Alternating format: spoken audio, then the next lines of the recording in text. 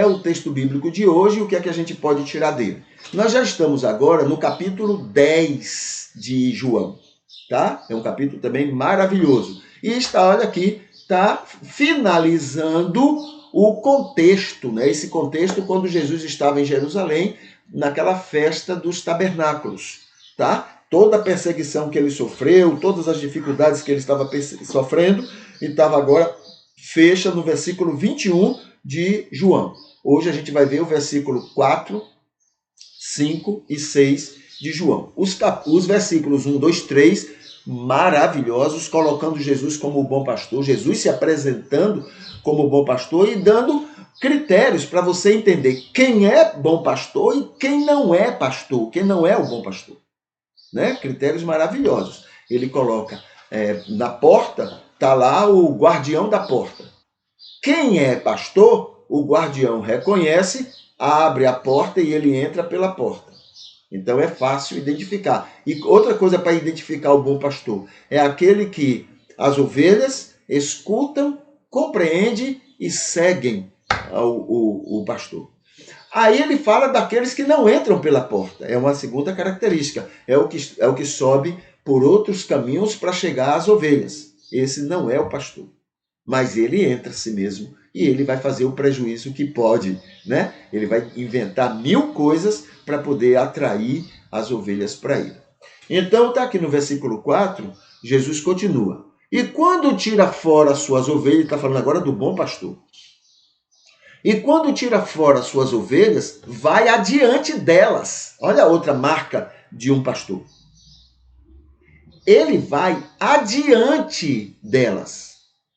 O pastor de ovelhas não vai antes, não vai atrás, né? Ele vai na frente das ovelhas, né? O pastor de bodes é que vai e se mantém atrás. O bode, ele é rebelde, então o pastor de bodes, ele tem que ficar o tempo todo atrás, atalhando, né? E correndo atrás de um, de outro, para poder juntar no rebanho, mas de ovelha não. A ovelha, ela marcha tranquila. Então, o que acontece? Ele vai na frente. E ele vai falando, porque pela voz dele, elas vão seguindo. Ele vai cantando, ele vai falando, para que elas sigam a voz dele. Né? Então, e quando tira para fora as suas ovelhas, vai adiante delas, e as ovelhas o seguem, porque conhecem a sua voz. Excelente característica.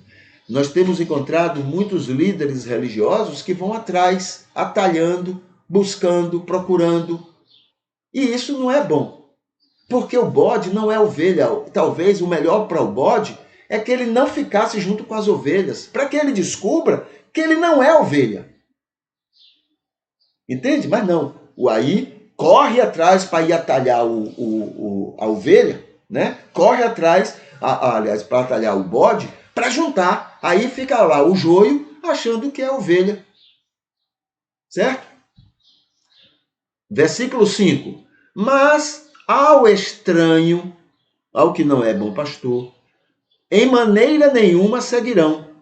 Ao invés disso, dele fugirão, se afastarão, porque não conhecem a voz do estranho.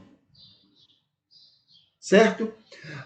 Cada ovelha atende à voz do seu pastor, daquele que o Senhor direciona para pastorear. Ninguém deve ser obrigado a ficar com um pastor que não lhe seja pastor seu. Então tem que ter liberdade. É por isso que é bom o pastor na frente, né? Ele vai na frente. Quem é a ovelha? Quem é a ovelha dele, vai segui-lo. Quem não é a ovelha, num momento ou outro vai em busca de outro pastor, vai em busca de outra, sei lá, qualquer coisa dessa assim.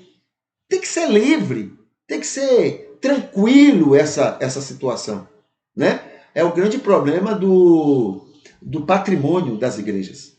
Então, igrejas que têm patrimônio, que têm dinheiro, que têm coisas, sofrem muito com isso. Por quê? Tem muita gente que está ali, não é porque é ovelha daquele pastor, mas é porque já entregou muito dízimo naquela igreja e ajudou a construir. Eu me lembro de uma pessoa que mandou para mim um recado dizendo: pastor, eu amo cada tijolo desta igreja. Entende? Então tem muita gente que continua seguindo alguém que não é o seu pastor, porque não quer perder, olha só, como se o dízimo fosse dele, porque não quer perder o tanto que ele já investiu naquele patrimônio. Então, patrimônio atrapalha. Talvez não em relação a todos, mas atrapalha alguns. A pessoa tem que estar livre. Eu estou achando que esse não é o meu pastor. Pronto, não é o seu pastor. Vamos atrás, vamos descobrir com o Espírito de Deus quem é e você vai atrás dele. Mas aí o patrimônio, não vá não, porque você já gastou muito dinheiro aqui, você já investiu muito, você já se dedicou muito. Isso aqui é seu, você vai sair? E aí o cristianismo paga o preço. Entendeu? O cristianismo paga o preço. Versículo 6. Esta parábola Jesus lhe disse, porém eles não entenderam que era o que ele estava falando. Eles não entenderam, claro que não. Né? Entenderam a história, mas não o que queria ensinar com aquela história. Tá certo? É natural. O joio não entende, o joio não tem a mente de Cristo. O joio, ele não tem discernimento espiritual. Então, você querer que o joio compreenda é complicado, né? É preciso que você tenha muito... Aliás, Deus tem muita paciência com quem é trigo, muito mais com quem é joio, porque ele ama os dois. Tá certo?